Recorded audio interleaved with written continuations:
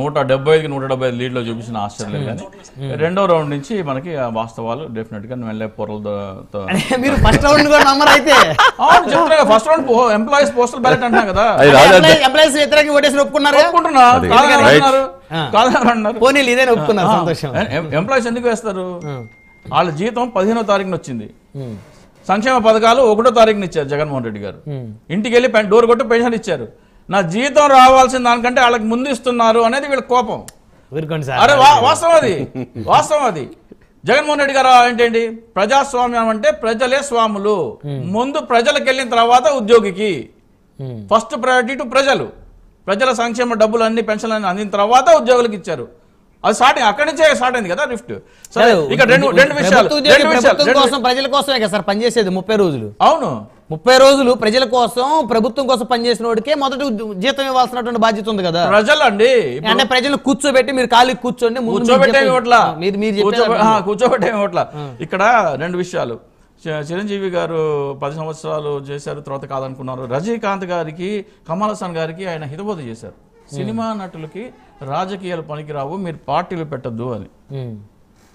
మరి అదే పవన్ కళ్యాణ్ గారికి పిఠాపురంలో ఓటేయమని సందేశం ఎందుకు ఇచ్చారు అయ్యా బాబు నేను రజనీకాంత్కి కమల్ హాసన్కి ఏదో చెప్పాను సినిమా వాళ్ళకి రాజకీయాలు పనికిరావని నా తమ్ముడికి అదే చెప్తున్నాను ఇది అవ్వని పని అని వీడియో చెప్పాలి కదా తమ్ముడికో న్యాయం కమల్ హాసన్ రజనీకాంత్కో న్యాయం ఇక్కడ సైనిక్ వెల్ఫేర్ బోర్డుకి ₹1 కోటి ఇచ్చారు పవన్ కళ్యాణ్ గారు కష్టార్జితం పుల్వామాలో 44 మంది సైనికులు ఆత్మహత్య దాడిలో చనిపోతే అప్పుడు ఇవ్వాలనిపిలా ముంబై దాడిలో జరిగితే అప్పుడు ఇవ్వాలనిపిలా ఉరీలో జరిగితే ఇవ్వాలనిపిలా పఠాన్కోట్ ఎయిర్ బేస్ మీద దాడి చేస్తే ఇవ్వాలనిపిలా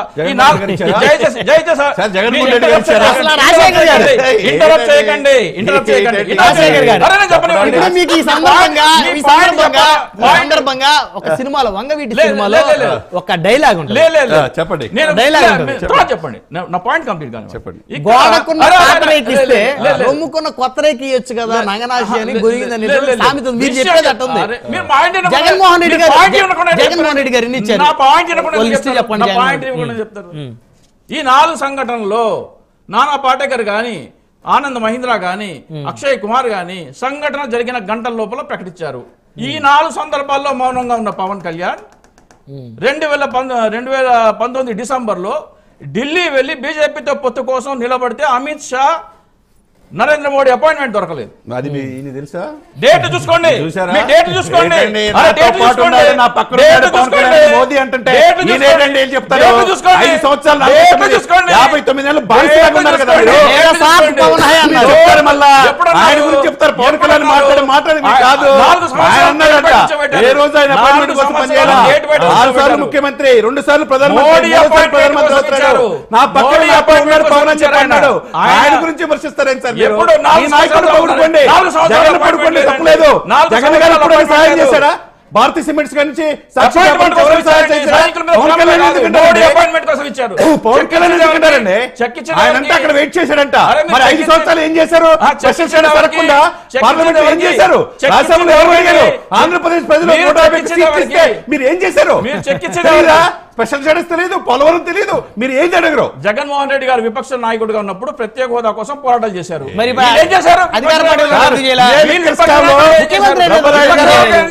ఇదే లిక్కర్ స్కామ్ లో శరత్ చంద్రారెడ్డి విజయసాయి రెడ్డి బంధువు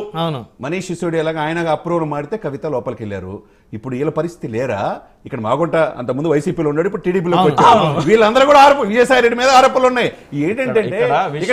ఇక్కడ ఏంటంటే ఎవరు ఇక్కడేమో అతిథులేం కాదు ఇక్కడ ఎవరు ఏం చేశారో సమయానికి స్పందించారా లేదా ఏ రోజు ఇప్పుడు పవన్ కళ్యాణ్ ఇప్పుడు మీరు